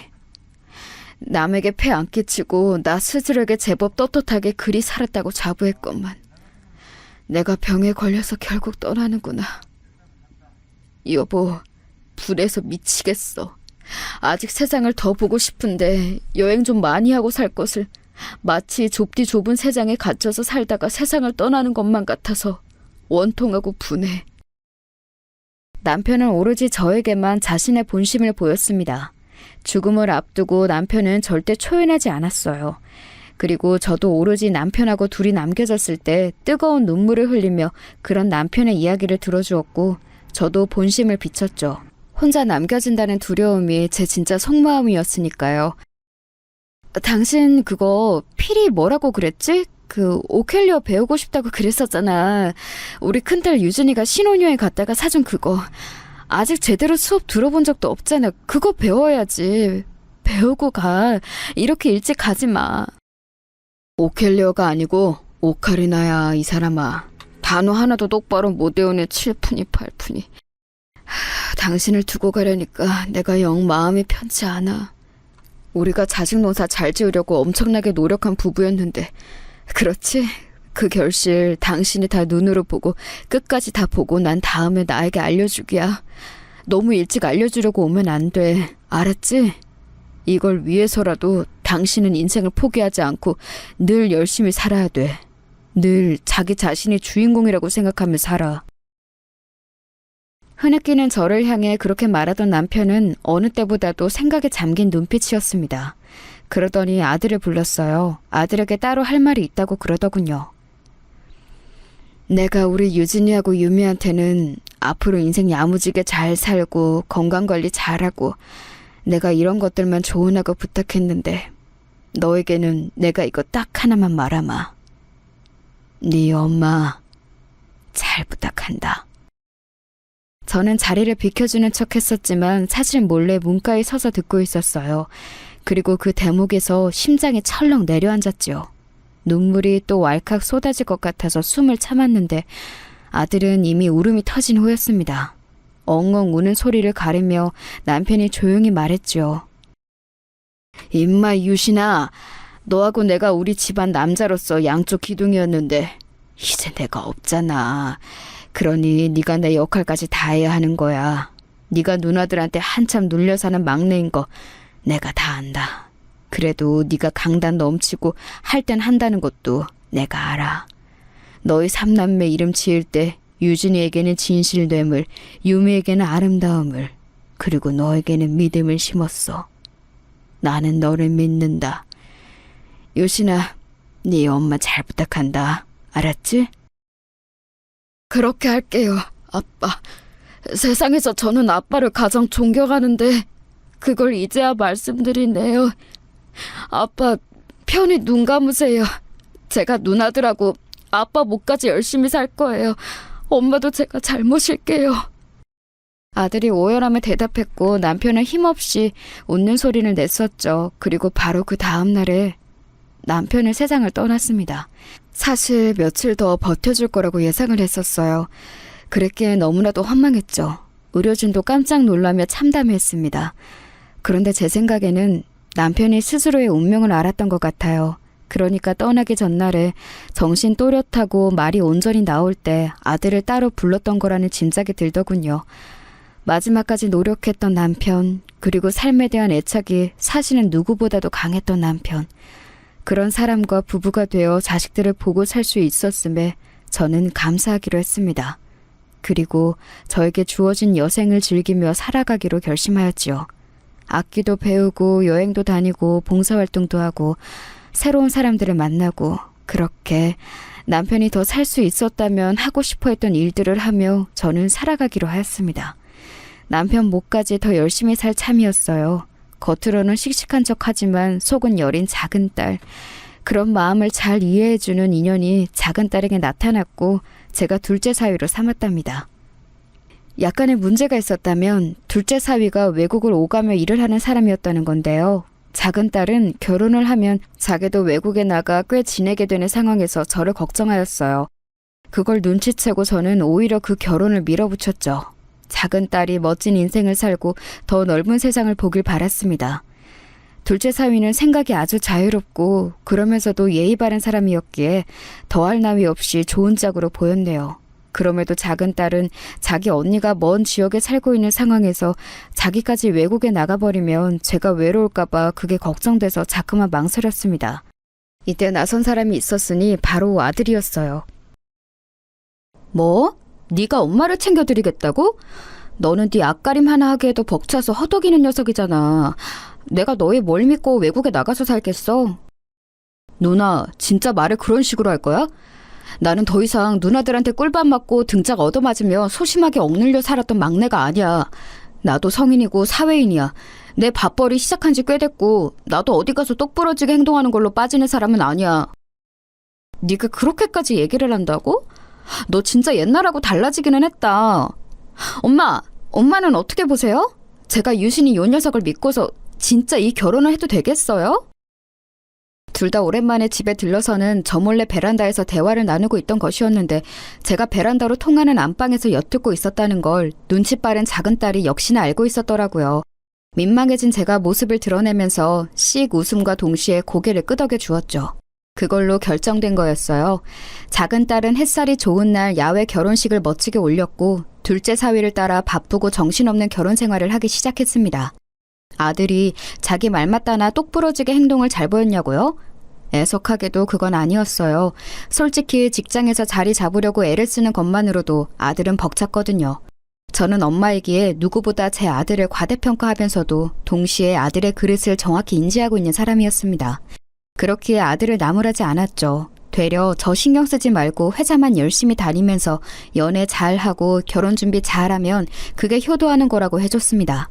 몇 번 그렇게 당부를 했더니 아들은 정말로 자기 일상에만 몰입하여 살더군요.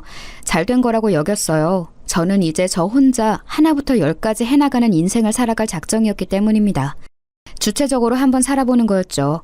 시간 낭비는 인생의 낭비라고 생각하며 악착같이 매일을 살아나갔더니 시간이 금방 흘러갔어요. 제가 하도 이것저것 활동을 하며 지냈더니 자식들이 저보고 왜 그렇게 공사다망 하시냐며 놀라기도 하고 서운해하기도 하였답니다. 그러나 각자가 자기 자리에서 행복하게 사는 것이 결국은 좋은 모습이라고 여겼기에 저는 끝내 자식들을 의지하지 않고 기대지 않고 의연함을 지켰어요. 그랬더니 되려 자식들이 저에게 의지를 하며 심적으로 많이 기대기 시작하더군요. 제가 꺾이지 않는 든든한 소나무로 보였나 봐요. 딸들은 결혼 생활에 관한 고충을 주로 털어놨고 아들은 결정해야 하는 일이 있을 때 저에게 의견을 구했습니다. 주로 회사에 관련된 것이었죠. 그러다가 어느 날 결혼하고 싶은 여자가 생겼는데 허락해 주실 수 있냐며 놀라운 소리를 하는 것이 아니겠어요? 결혼? 우리 막내가 방금 결혼하고 싶다고 말한 건 맞아? 하늘나라에 있는 네 아빠가 아셨으면 쌍수 들고 환영했을 일이야. 드디어 아들 녀석 장가 보낸다고 무조건 기뻐하셨을 거야. 그래, 지금 만난다던 그 아가씨 이야기지? 자기 일 열심히 하고 여러모로 야무진 그 아가씨잖아? 엄마는 환영이야. 우리 유신이가 심사숙고해서 내린 결정일 텐데 괜히 토달아서 이런저런 상황을 만들고 싶지가 않구나. 무조건 축복이나 해주란다. 엄마 진심이세요? 저는 어떻게 결혼 이야기를 꺼내야 할지 허락을 받아낼 수 있을지 많이 고민했는데 이렇듯 흔쾌하게 허락해 주실 줄은 몰랐어요. 우리 엄마가 세상에서 진짜 제일로 최고예요. 엄마, 저 결혼해서 잘 살아볼게요. 아빠 보시기에 부끄럽지 않은 가정을 이루겠습니다.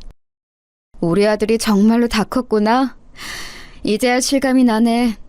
그 아가씨는 양친이 모두 편찮으셔서 고즈넉하고 물 맑고 공기 좋은 저기 먼 지방에 내려가 살고 계신 거 맞지? 전에 얼핏 들었었는데 내가 그거 두고 나서부터 사실은 그 아가씨가 속으로 신경이 많이 쓰였어. 집안에 아픈 사람 있는 거 너도 나도 직접 겪어봤잖니. 왠지 동명상련 같다는 생각도 들더구나. 아무튼 왠지 내 며느리가 될 것 같았는데 결국 이렇게 된다니 나는 환영이야. 우리 아들 유신아, 한 가정의 가장이 새롭게 되어서 정말 멋진 인생의 이막을 펼쳐보렴. 내가 뒤에서 언제까지고 든든하게 지켜주며 응원해줄게. 아들 자식을 다 키워놨다는 생각이 들어서 저는 벅찬 심정으로 말했는데 듣던 아들은 그게 엄청난 감동이었나 봐요. 남편 떠난 이후로 오랜만에 제 앞에서 세상이 떠나가라 오열을 하더군요.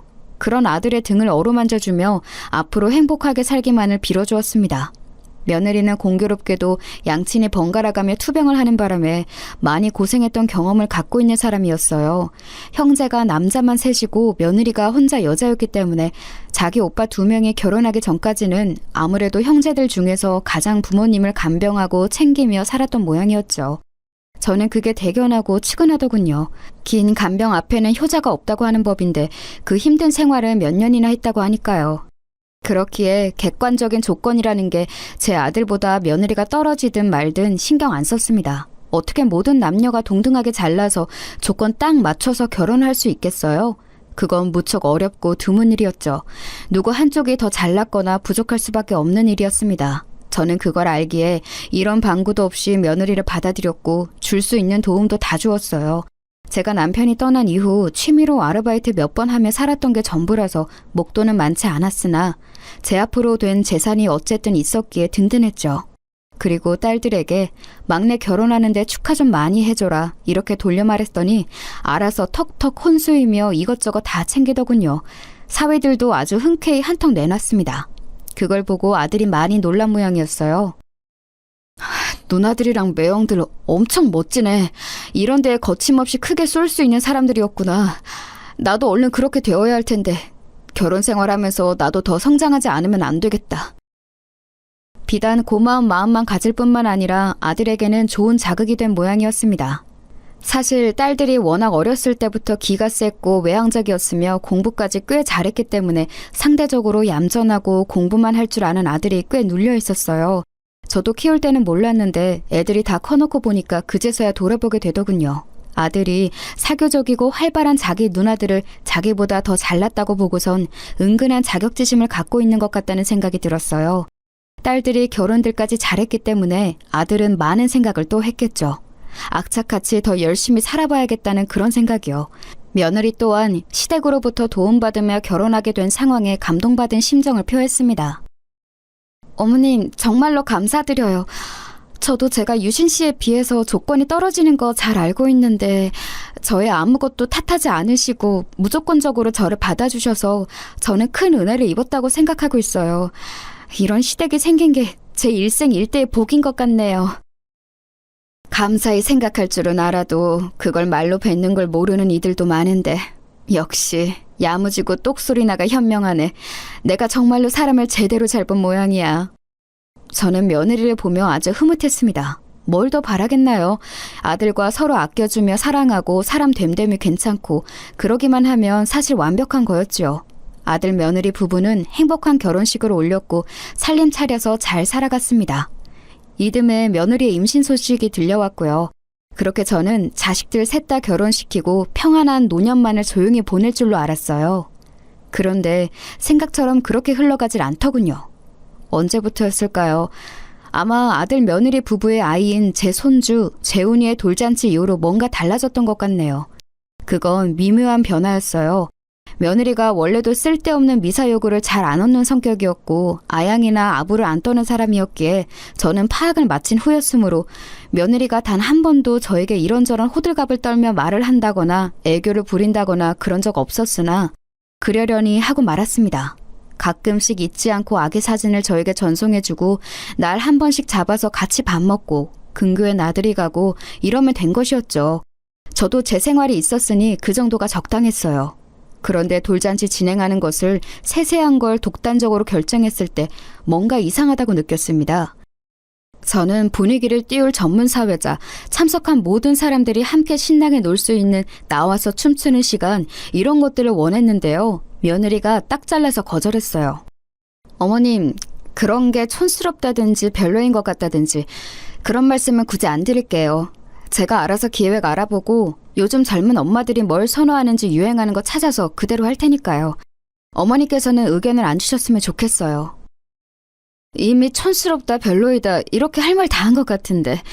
아무튼 뭐 그래, 네가 그렇게 하겠다니까. 알겠다. 너 알아서 해라. 네가 어련히 잘하겠지. 민망하기도 했고 좀 서운하더라고요. 저는 손주 재훈이가 갓난아기 적에 너무 예쁜 그 모습을 실컷 매일 보고 싶은 마음이 컸었는데 며느리가 자기 불편하다는 이유를 잡고 대서 제가 마음껏 보러 갈 수가 없었거든요. 아들에게 슬쩍 이런 저의 마음을 전달해봐도 출산한 사람이 불편하다는데 제가 뭘 어쩌겠어요.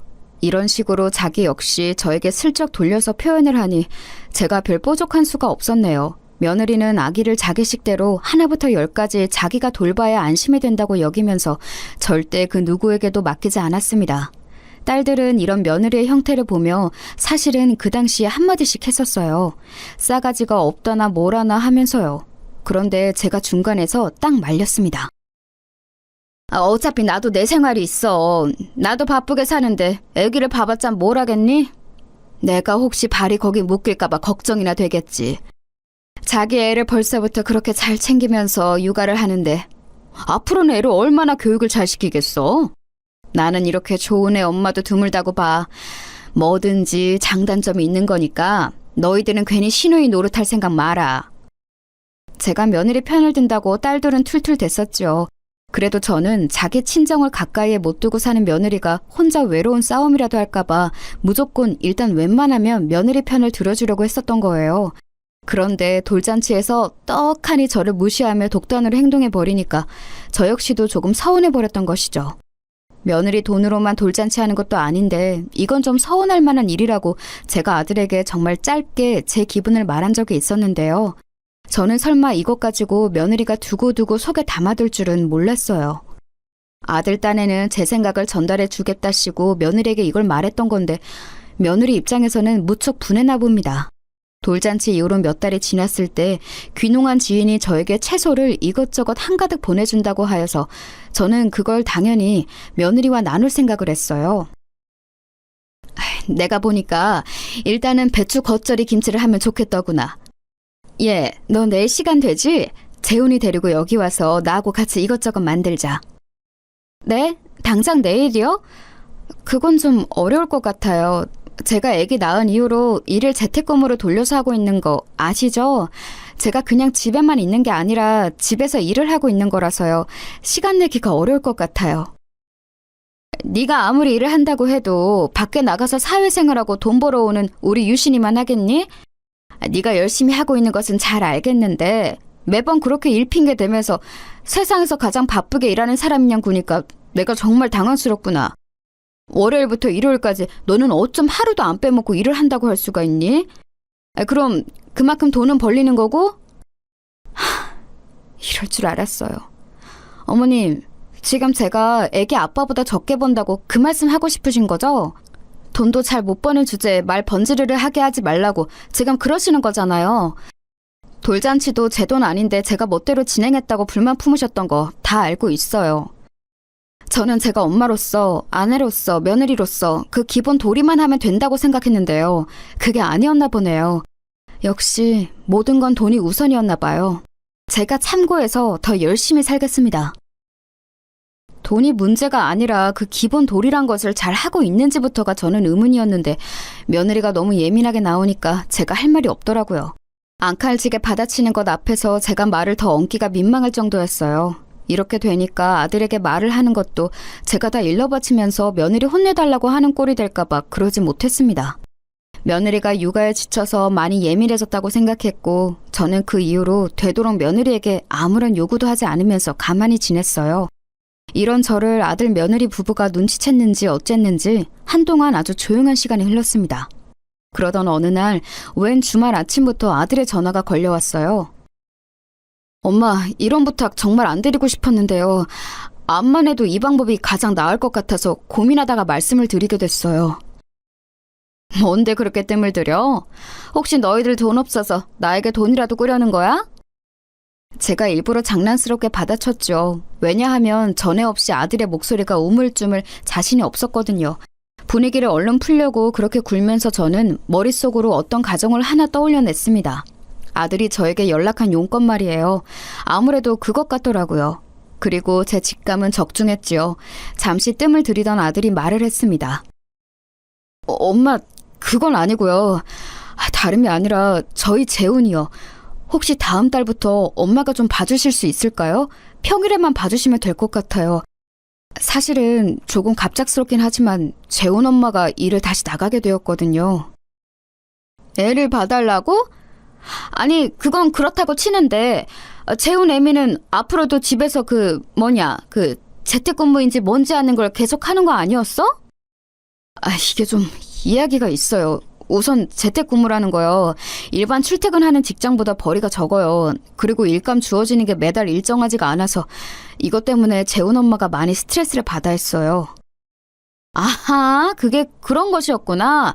그럼 매달 150을 벌 때도 있고 200을 벌 때도 있고 그게 그런 일이었던 거네? 애미가 그러면 돈이 매달 똑같지 않으니까 그게 싫어서 아예 다시 출퇴근하는 직장으로 나간다는 거니? 그렇다기보다는요, 돈도 돈이지만 일감을 더 주네 마네 하면서 담당자하고 재훈 엄마가 몇 번 승강이를 벌였어요. 한마디로 그러니까 자존심의 문제인 거죠. 재훈 엄마는 더는 이런 식으로는 일을 못하겠다고 하였고 저희가 맞벌이를 포기할 수 있는 사정도 아니고 그러다 보니까 여차저차해서 다시 사무실로 나가기로 한 거죠. 그런데 일을 하는 건 하는 건데 그렇게 되면 애가 걸려서요. 재훈이가 어린이집에 오래 붙어있는 걸 별로 안 좋아해요. 엄마도 아시겠지만 애 성격 자체가 좀 그런 것 같아요. 고집불통이라서 저희도 이 부분은 어쩌지 못하고 있네요. 아무튼 간에 정리를 하자면 내가 다음 달부터 평일에 애를 봐줬으면 한다는 거지? 어린이집은 지금처럼 그 시간에 끝나는 거고 그러면 내가 애를 기다렸다가 애가 집에 오면 돌보면 되는 거네? 오케이, 알았어. 우리 아들 엄마가 그렇게 해줄게. 정말이세요? 이렇게 바로 해주신다고 하는 거예요? 아휴, 엄마도 늘 약속이라든지 일정 있으신 분이잖아요. 엄마 너무 감사드려요. 솔직히 엄마가 어렵겠다고 하시면 저희는 따로 사람을 알아봐서 고용하든지 해야 하는 상황인데 그러면 또 힘들어지거든요. 엄마 감사해요. 우리 엄마가 최고예요. 내가 꼬부랑 할머니 되기 전에 우리 귀여운 손주 돌보면서 같이 시간을 많이 보내야지. 더 나이 들면 그러고 싶어도 어디 몸이 따라준다니? 이건 나한테도 귀중한 기회라고. 내가 그렇게 생각을 하면서 앞으로 우리 재훈이 온 마음 다해서 돌봐줄게. 너희는 걱정일랑 하지 말고 사회생활하면 돼. 저도 아들 말 맞다나 일정이라는 게 있는 사람이었습니다. 저도 나름 바빴어요. 인생 허투루 살지는 않았는지 주기적으로 갖는 모임이 몇 개 있었고요. 봉사 나가는 곳이 2곳 있었고요. 지자체에서 운영하는 악기교실도 주 1회 나가고 있었고 간단한 운동 수업도 듣고 있었죠. 그 외에도 갑자기 연락이 와서 밥 한 끼 하자, 차 한 잔 마시자 이렇게 구는 사람들도 있었으니 제가 아무것도 안 하고 하루를 보내는 일은 거의 없었습니다. 저희 딸들이 가끔 저녁에 전화 와서 이런저런 하소연 시작하면 최소 1시간씩은 그거 들어줘야 했고요. 저도 제 일상을 제 입맛대로 잘 운영하고 있었는데 불쑥 아들 부부가 끼어들어서 그걸 완전히 바꾸어 놓은 것입니다. 아이가 끼어들어 버리면 다른 건 뒷전으로 물러날 수밖에 없었으니까요. 그럼에도 제가 고민하는 척도 안 하고 바로 오케이 해버린 건 아들의 목소리에 고뇌가 묻어나서 그랬어요. 척하면 척이었죠. 암만 해도 며느리의 일자리 문제로 둘이 꽤 다툰 모양이었습니다. 결과적으로 꽁지를 내리고 패한 건 아들 쪽인 것 같았지만요. 애를 부탁할 곳은 저밖에 없었는데 아들은 미안한 마음이 강했을 테고 며느리는 어쩔 수 없는 것 아니냐는 입장이었을 거예요. 그냥 제 짐작이 그랬습니다. 이왕 이렇게 된 것, 내가 좀 힘들고 번거롭더라도 손주 실컷 보면서 아들 며느리한테 도움 주게 된 걸 좋게 생각하자. 그러면서 이런 생각이 잠시 들었었죠. 아들은 원래 다니던 일을 똑같이 다닐 뿐이고 변화가 생긴 건 며느리인데 따지고 보면 며느리가 저에게 부탁을 해야 하는 게 아닐까 싶었어요. 살짝 서운하고 오묘한 마음은 들었으나 티를 내지 않고 제가 먼저 퇴근하는 법 없이 기다렸습니다. 그런데 월말이 되어가도록 며느리로부터 연락은 오지 않았죠. 아들은 사흘에 한 번꼴로 안부 카톡을 남기고 있었는데 그러는 동안에도 며느리는 감감무소식이었습니다. 가만 생각해보니까 며느리가 저에게 손주 사진이며 동영상을 꼬박 보내준다거나 안부 연락을 한다거나 뭐 이런 걸 꾸준히 안 한 지가 벌써 한 반년이 훌쩍 넘어가더라고요. 원래도 그렇게 꼬박꼬박 아주 잘 보내주는 건 아니었지만 제가 그런 걸 크게 개의치 않아 하는 성격이라 그냥 넘겼었고 보내주는 것만으로도 기특하고 고맙다고 생각했었는데 이제는 아예 뚝 끊겼다고 생각하니까 기분이 참 별로였습니다. 결국 다음 달로 넘어가기 전에 제가 먼저 며느리에게 연락을 했죠. 애미야, 나보고 재혼이 봐달라고 했다면서? 바로 다음 달부터 일 나간다고 그때부터 나한테 봐달라고 했다면서 아직까지 너는 어째 연락 한 통이 없니? 어머님, 제가 마침 딱 연락을 드리려고 했는데 기가 막힌 타이밍에 어머니께서 전화를 주신 거예요. 1분만 기다리셨어도 제 전화 받으셨을 텐데. 이렇게 제가 또 억울해지네요. 억울하다는 말이 조금 당황스럽게 들렸죠. 그리고 지금 생각해보니까 며느리가 정말로 그때 저에게 연락을 하려고 했는지 안 했는지 진위 여부를 알게 뭘합니까? 이제야 이 대목이 짚어지네요. 당시에는 그러지 못했다는 게 한탄스럽습니다. 며느리를 향해 엉겁결에 이런 대답을 하고 말았거든요. 그래? 아이고, 내가 조금만 더 기다려볼 것을 그랬구나. 너 많이 바빴니? 나에게 진작 연락을 줄 법했는데 안 하는 걸 보니 무슨 사정이 있겠다 싶었어. 다시 출근을 하려니까 이것저것 정리하고 확인할 게 많아서 그랬어요. 이해해 주실 수 있죠? 응? 그럼 뭐 이해 못할 게 뭐가 있겠니? 전부 다 애 키우고 먹여 살리겠다시고 너희 둘이 열심히 하는 것인데 부모로서 너희가 나날이 발전하는 것 같구나. 열심히 사는 것 너무 멋지다. 그런데 내가 그래도 여태 재혼이를 혼자 도맡아 본 적이 없건만 너는 애엄마로서 나하고 상의를 한다거나 미리 전해줄 것들이 있다거나 그런 것 하나도 없는 거니? 진작에 뭐라도 나에게 말을 해줬으면 내가 지금까지 안 기다리고 안 답답했을 거야. 그렇게 답답하셨으면 애기 아빠한테 물어보시지 그러셨어요? 왜 아들한테는 아무 말씀 못하시고 며느리한테는 그러세요? 애기 아빠도 똑같이 부모예요. 저만 부모인 거 아니고요. 그리고 저도 이제 똑같이 출퇴근하는 직장인이니까 저희 둘이 완전히 동등해진다는 거 어머니께서 잊지 마셨으면 좋겠네요. 그리고 애 보실 때 참고하실 것들은 제가 이미 다 적어서 정리해놨어요. 수첩이 준비되어 있으니까 집에 오셔서 그것만 보고 따르시면 돼요. 아니, 나는 그냥 할 법한 말을 했다고 생각하는데 네가 그렇게 날카롭게 나오니까 내가 할 말이 없어지는구나. 수첩? 그래, 내가 아무튼 그거 보면서 애는 잘 봐줄 테니까 너도 일이나 잘 다니렴. 며느리가 그렇게 나오니까 너무 당황스러웠는데 아무래도 아들하고 둘 사이에 뭔가 다툼이 있었던 게 아닐까 싶어서 더 이상 말을 얹지는 않았어요. 자기 남편하고 싸웠는데 그 남편의 엄마한테 좋게 말이 나가기란 쉽지 않잖아요. 그런 거라고 여겼죠. 그래서 손주를 돌봐주기로 한 날이 직전으로 다가왔을 때 제가 슬며시 아들에게 물어봤습니다. 둘이 싸웠지? 그래서 재혼 애미가 나한테 먼저 연락도 없이 입을 꾹 다물고 있었던 거지? 새삼스럽게 싸운 건 아닌데요. 그냥 저번 일 때문에 그래요.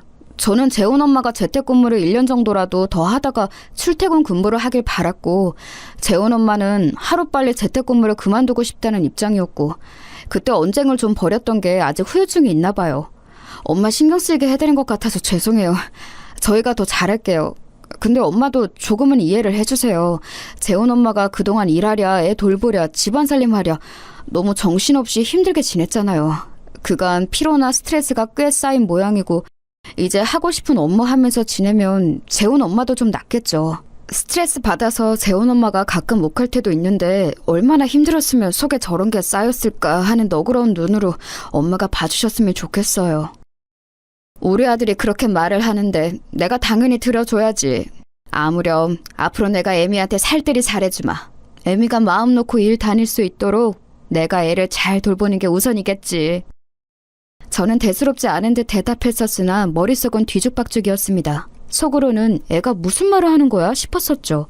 재택근무를 하면서 일도 좋지 않고 애도 혼자 돌보고 그러면서 살림까지 다 하겠다고 나섰던 건 바로 며느리 본인이었습니다. 저는 그걸 나눠 해주기 싫다고 한 적이 없었고요. 오히려 거들어주고 함께하고 싶다는 의사는 예전에 여러 번 비춘 적이 있었으나 며느리가 상당히 떨떠름한 반응을 보이며 사실상 저를 거절하는 바람에 그럴 수 없었던 거예요. 아무튼 속에 꽁기한 것을 간직한 채로 저는 손주를 돌봐주기 시작했습니다. 계속 교류를 하고 지내다 보면 아들과 며느리 부부하고 제가 거리가 많이 가까워지지 않을까 싶었네요. 이게 다 안 친하기 때문에 제가 며느리하고 어딘가 어긋나 있는 거라고 생각했습니다. 가까운 사이였다면 기분이 별로 상할 일도 없었을 것 같았네요.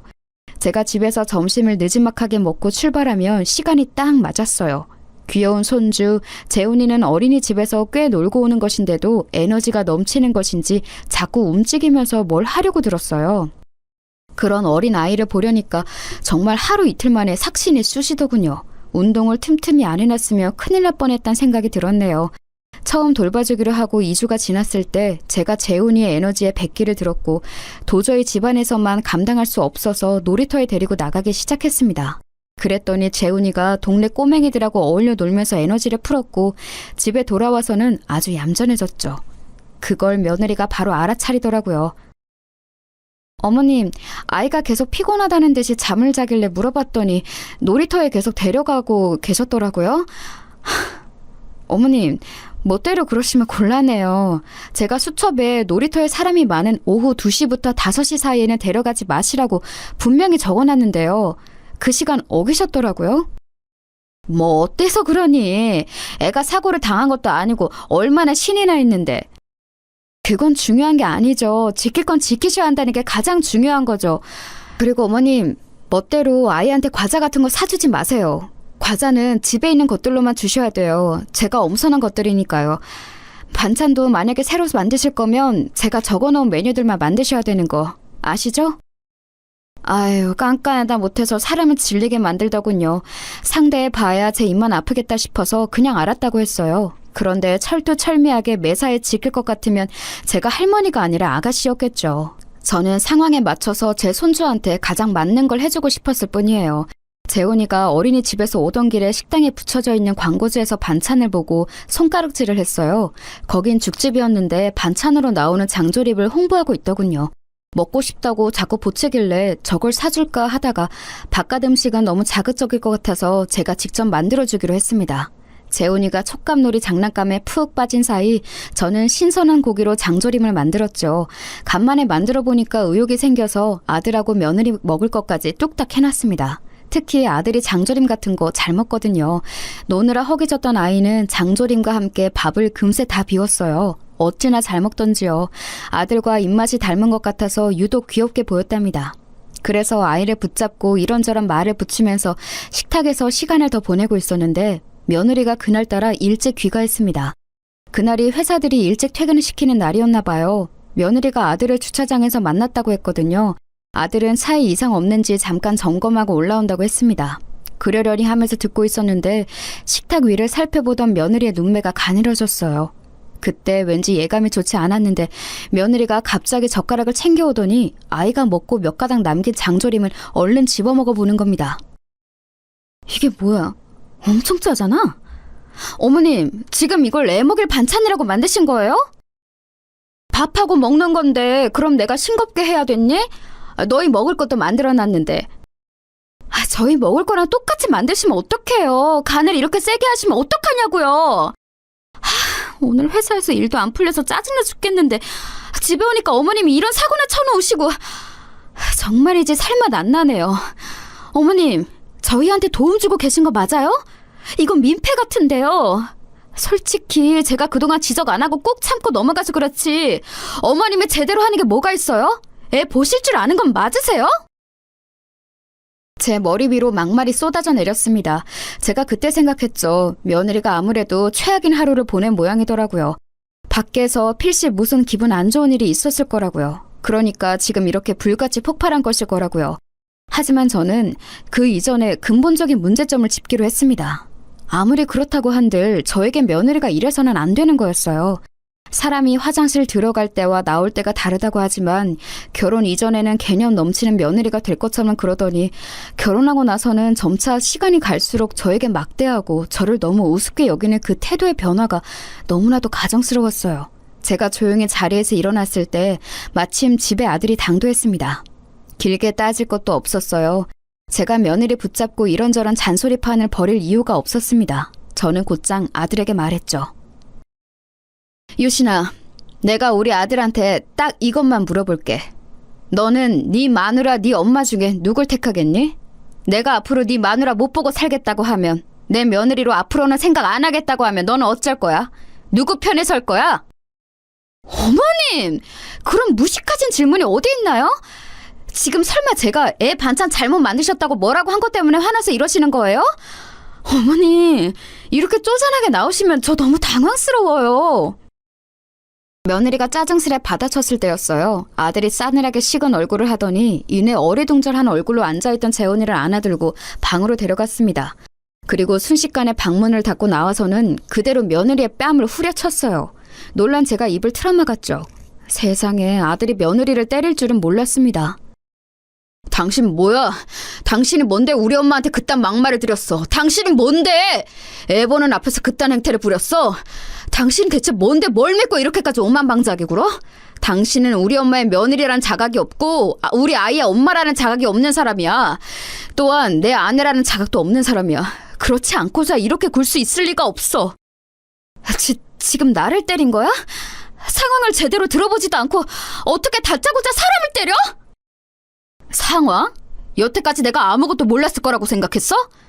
나 다 알고 있었어. 우리 엄마가 착하게 잘해주시는 걸 당신이 고맙게 생각하지는 못할 망정 점점 기어오르고 있었다는 걸. 누울 자리라고 생각했는지 발을 뻗는다는 걸 나도 알고 있었어. 몰라서 가만히 있었던 거 아니야.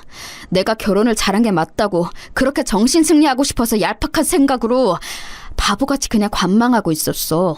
당신이 설마 아무리 그래도 선을 넘지는 않을 거라고 생각도 했었고.